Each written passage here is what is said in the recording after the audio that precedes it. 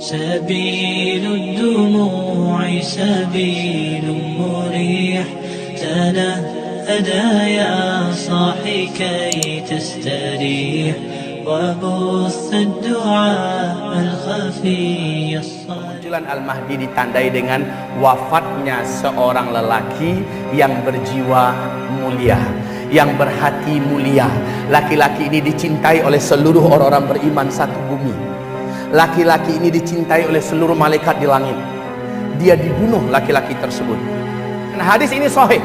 Hadis ini sahih di mana Rasulullah SAW mengatakan bahwa yang memimpin nanti adalah Al-Mahdi, ditandai dengan terbunuhnya seorang lelaki yang sangat dicintai oleh orang-orang beriman di muka bumi.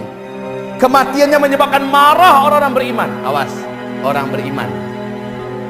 Kalau orang munafik, orang Islam abangan, nggak peduli, mau mati-matilah. Tapi kalau orang beriman sakit pak, sangat-sangat terpukul dengan wafatnya orang yang dicintai itu. Siapakah kira-kira orang ini? Allahu a'lam. Kalau orang-orang yang saya sebut tadi, mungkinkah mereka itu yang baru bisa kita baca, tetapi kita tidak berani menduga-duga satu pun di antara mereka.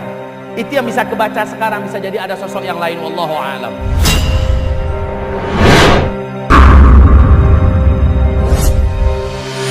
Kaum muslimin, nanti tolong dibaca di kitab ensiklopedia akhir zaman. Ada satu lagi, kemunculan Al-Mahdi ditandai dengan wafatnya seorang lelaki yang berjiwa mulia, yang berhati mulia.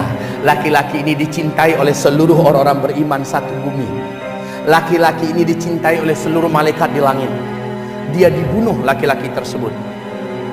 Coba nanti dibaca. Nanti tolong dibaca tentang kemunculan Al-Mahdi ya.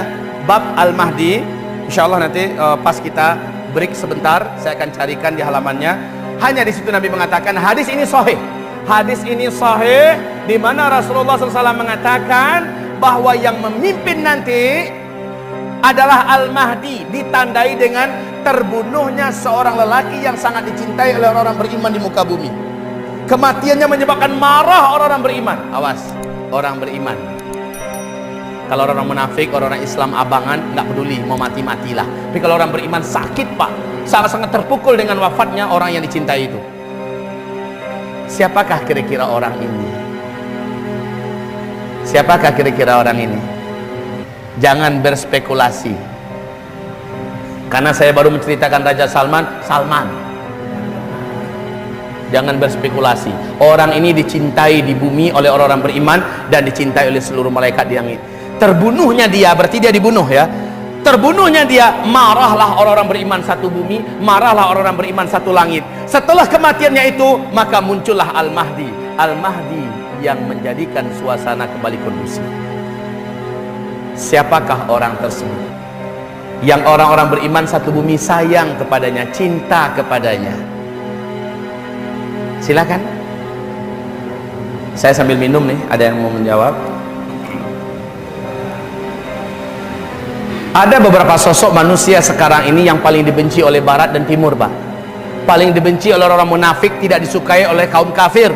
Siapa mereka? Salah satunya sosok yang baru saja kita ceritakan ini. Sudah ada upaya-upaya untuk membunuhnya. Caranya meracunnya, mungkin dibunuh dengan cara dari dekat dan segala macamnya.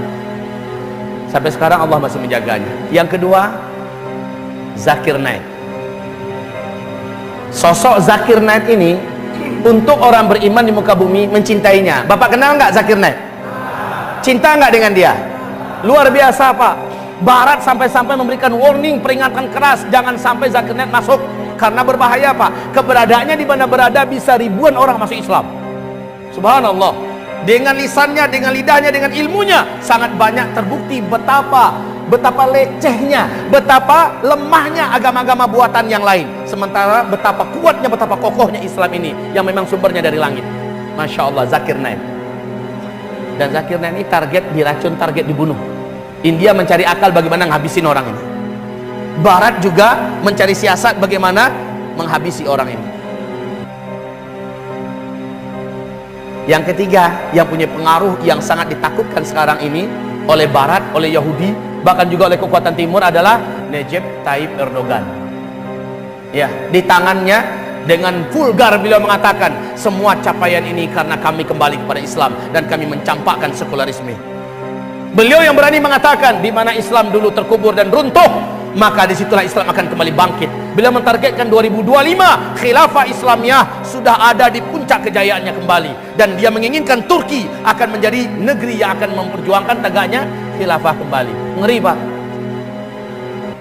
Beliau yang berani menghina Perdana Menteri Israel di depan dunia, ya, sedang di shooting di depan dunia, rakyatnya dengan satu kali komando, hanya lewat Twitter, hanya lewat media sosial, bangkit seluruhnya, menandakan rakyat begitu cinta kepadanya. Hanya 10 tahun, Pak. IMF dulu yang melilit Turki ini dengan utang. Setelah 10 tahun IMF yang berutang pada Turki. Masya Allah. Di bawah kepemimpinan Erdogan, masjid-masjid penuh, padat di mana-mana, para hafiz bermunculan. Di zaman Erdogan, Masya Allah, teknologi, Pak, satu di antara 3 teknologi yang ada di Amerika, Turki salah satunya yang terbaik.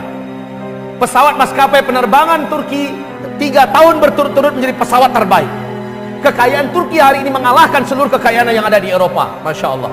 Untuk di NATO, kekuatan militer terkuat adalah kekuatan militer Turki, dan itu di bawah kepemimpinan Erdogan. Dan selalu Erdogan mengatakan, ini karena Islam, ini berkat Islam. Subhanallah, persis seperti kata Umar bin Khattab, nahnu qaumun a'azzanallahu bil Islam, fama tabtaghaina al-'izzata bighairi al-Islam adzallanallah. Kita ini adalah satu bangsa yang dengan Islam Allah mengagungkan kita, Allah menguatkan kita, Allah membesarkan kita. Maka siapa yang mencari keagungan dan kebesaran tidak dengan Islam, Allah akan hinakan kita. Sekarang ini dipahami dengan baik oleh Erdogan. Maka Erdogan berkata, karena kami kembali kepada Islam, semua capaian ini kami dapatkan. Kami campakkan sampah-sampah pemikiran manusia di dunia. Subhanallah. Erdogan target untuk dihabisi, Pak. Allah masih melindungi beliau. Jadi ada 3 sosok nih. Apakah kita akan tujukan hadis tadi untuk salah satu yang 3 sosok ini? Saya katakan, jangan berspekulasi dan jangan melakukan tahmin. Ya, belum tentu mereka. Bisa jadi mereka, belum tentu mereka. Cuman sosok mereka saat ini betul-betul mendatangkan rasa izzah, bangga, bahagia kepada Islam dan orang-orang beriman. Betul? Ada yang nyeletuk kepada saya waktu saya memberikan seminar 2 hari di Pekanbaru, Masjid Agung An-Nur Pekanbaru.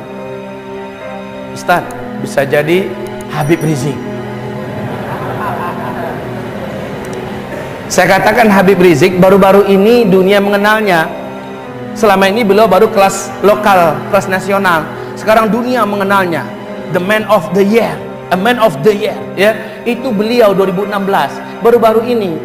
Apa nggak mungkin beliau, Ustaz? Beliau kan keturunan Rasulullah SAW dan bla bla bla bla bla bla bla bla bla bla. Memang secara silsilahnya ada nasab yang sampai kepada Husain bin Ali kepada Habib Rizik. Kaum muslimin yang kami muliakan, saya katakan saya tidak berani berspekulasi siapa saja. Nah, kaum muslimin, bisa jadi beliau salah satu yang akan dibunuh. Wallahu a'lam. Apa tadi? Apa tadi? Terbunuhnya nafsun zakiyah. Ya, terbunuhnya nafsun zakiyah, atau orang yang punya jiwa yang mulia. Terbunuhnya seorang lelaki yang mempunyai jiwa yang mulia, yang kematiannya menyebabkan kemarahan orang-orang beriman satu bumi dan kemarahan malaikat-malaikat di langit. Siapa orang ini? Allahu a'lam. Kalau orang yang saya sebut tadi, mungkinkah mereka? Itu yang baru bisa kita baca, tetapi kita tidak berani menduga-duga satu pun di antara mereka. Itu yang bisa kebaca sekarang, bisa jadi ada sosok yang lain. Wallahu a'lam.